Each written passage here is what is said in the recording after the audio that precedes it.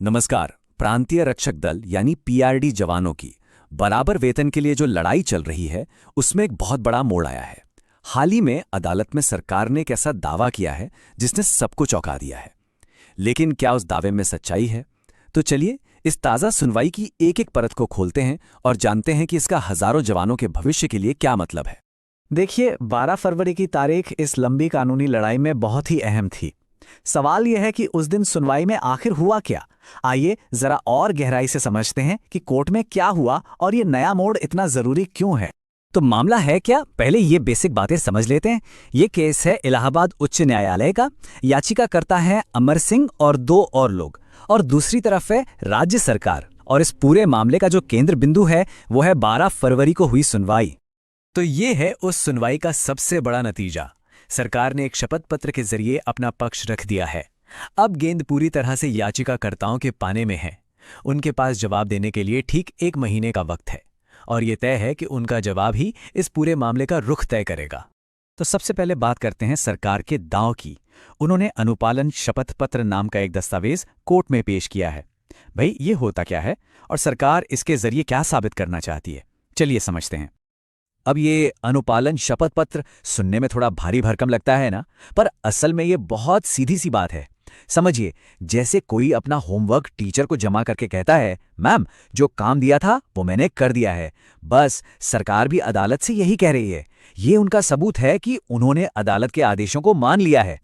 और ये रहा सरकार के शपथ पत्र का वो हिस्सा जिसने सबको हैरान कर दिया है। सरकार दावा कर रही है कि सारा बकाया चुका दिया गया है और अब याचिकाकर्ताओं को होमगार्ड के बराबर ही सैलरी मिल रही है।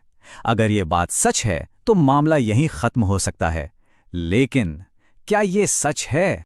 तो ये तो थी सरकार की बात, लेकिन अब कहानी का दूसरा पहलू भी तो है। सरकार ने तो अपनी चाल चल दी। अब सवाल ये है कि याचिकाकर्ता इसका जवाब कैसे देंगे, उनका अगला कदम क्या होगा।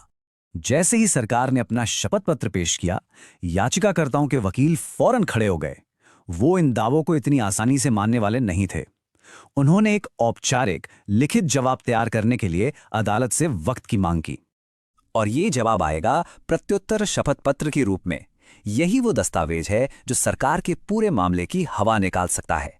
ये याचिकाकर्ताओं का मौका है ये कहने का कि ये सच नहीं है, और ये रहे सबूत। लड़ाई अब कोर्ट रूम से ज्यादा इन कागजों पर लड़ी जाएगी। तो अदालत ने याचिकाकर्ताओं की बात मान ली है। अब देखते हैं कि जज साहब के इस आदेश का सीधा असर क्या होगा और इस मामले का भविष्य कैसा दिखता है। तो कुल मिला के कोर्ट का ऑर्डर ये कहता है कि ठीक है, सरकार ने अपना पक्ष रख दिया है। अब याचिकाकर्ताओं के पास जवाब देने के लिए 1 महीना है, और जब तक वो अपना जवाब दाखिल नहीं करते तब तक इस केस में अगली सुनवाई नहीं होगी। और यहां यह समझना बहुत जरूरी है कि दांव पर लगा क्या है। देखिए, ये मामला तो लगभग बंद ही हो चुका था, लेकिन याचिकाकर्ताओं ने हार नहीं मानी। उन्होंने एक रिकॉल एप्लीकेशन दायर की और इस बात पर जोर दिया कि उन्हें अभी भी सही वेतन नहीं मिल रहा है। बस उनकी इसी जिद ने इस बंद हो चुके केस में दोबारा जान डाल दी है, और इसीलिए शपथ पत्रों की ये लड़ाई इतनी ज्यादा अहम हो गई है। तो अब घड़ी की सुई टिक टिक कर रही है। अगले 1 महीने तक याचिकाकर्ता और उनके वकील सरकार के दावों को गलत साबित करने के लिए सबूत जुटाने और दलीलें तैयार करने में दिन रात एक कर देंगे। तो अब आगे का रास्ता बिल्कुल साफ है।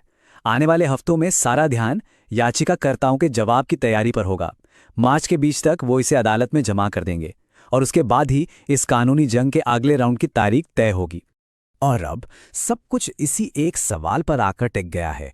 क्या याचिकाकर्ता इतने मजबूत सबूत पेश कर पाएंगे जो ये साबित कर दें कि सरकार का दावा गलत है? उनका जवाब न सिर्फ इस केस का नतीजा तय करेगा, बल्कि उन हजारों जवानों के लिए भी एक मिसाल कायम करेगा जो अपने हक के लिए लड़ रहे हैं। इस लड़ाई का भविष्य उनके अगले दस्तावेज के पन्नों में लिखा जाएगा।